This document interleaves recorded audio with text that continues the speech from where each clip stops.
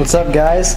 Today we're doing the video review of the G&G PM5A4 plastic series with the pneumatic blowback system. I hope you enjoy the review. As my world turns, the heart beats, not only in my chest, but the heart in the street. So when they feel this, they feel me, but I can feel nothing. You can purchase this gun on evic.com for $140. Upon opening the box, you can see that the gun comes with a very nice instruction manual that tells you everything you need to know about the gun. You will also get a 40-round metal mid-capacity magazine and then an unjamming rod. And then, of course, you will get the gun. Plastic and metal parts of this gun include the sling mount, the rear sight, the selector switch, the trigger, the magazine release, the magazine, the middle sling mount, the actual charging handle, but not the charging tube inside. The fake bolt is also metal. Of course, there's a metal gearbox inside. The outer barrel is metal and the front sight is metal.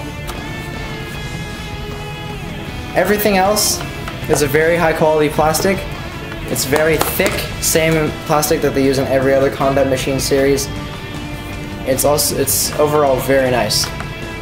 Being an MP5A4 variant, it does have the full stock.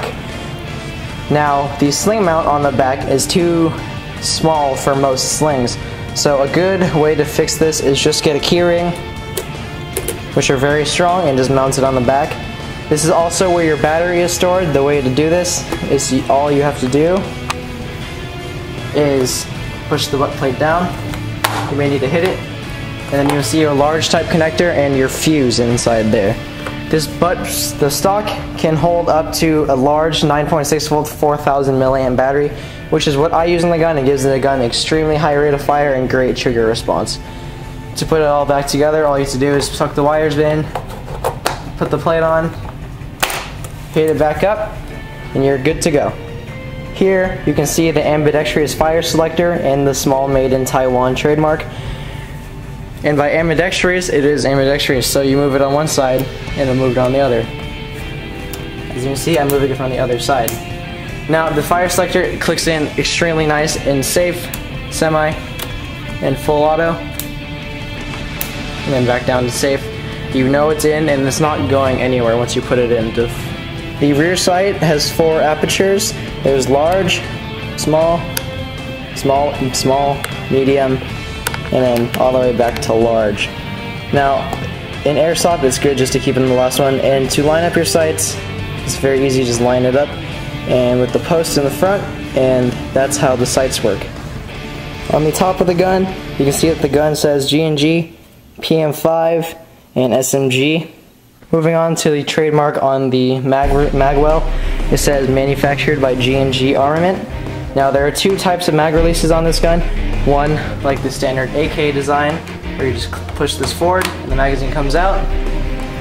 Another trademark here, if you can see this. My camera will pull focus.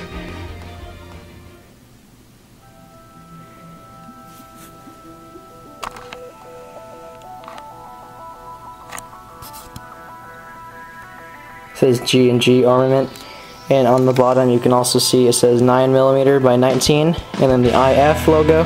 That is the same cartridge that the real MP5 uses, the 9mm by 19. And then of course, to put the magazine back in, all I have to do is click it back in.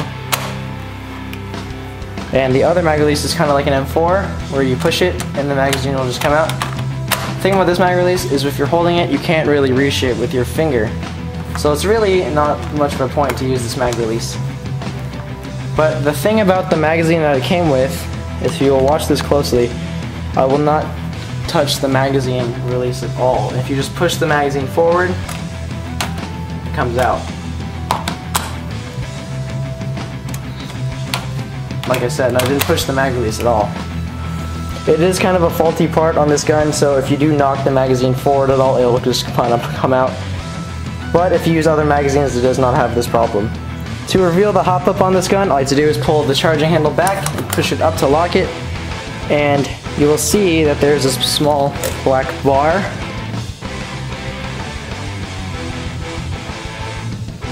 Come on.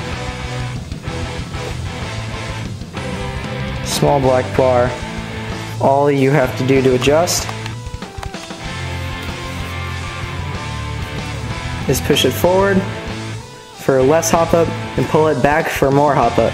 When you're done with that, all you have to do is push the bolt down and then push it forward. Like I said, the bolt is metal and this does blow back every time you shoot. And that's how you adjust the hop up. But onto the front handguard, it does wobble a little bit. You don't really notice it when you're shooting.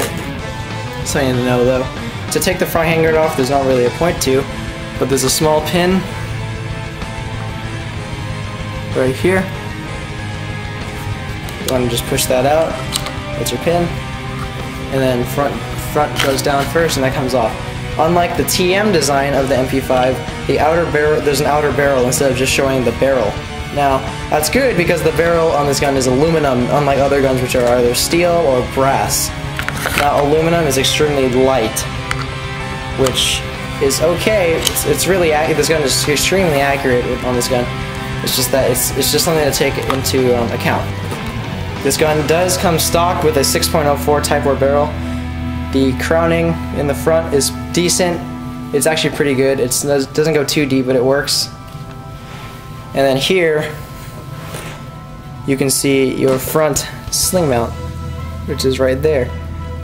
But I normally just use a 1 point on the back, so there's really no point to the front one unless you like using a 2 point. I myself do not like 2 points, so that's why. To sum up this review, I think this gun's great.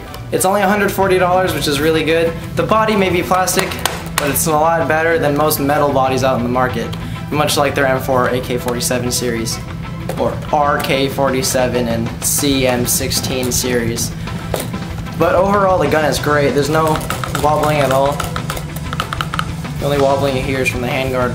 Other than that, and my sling mount that I have, there's no wobbling.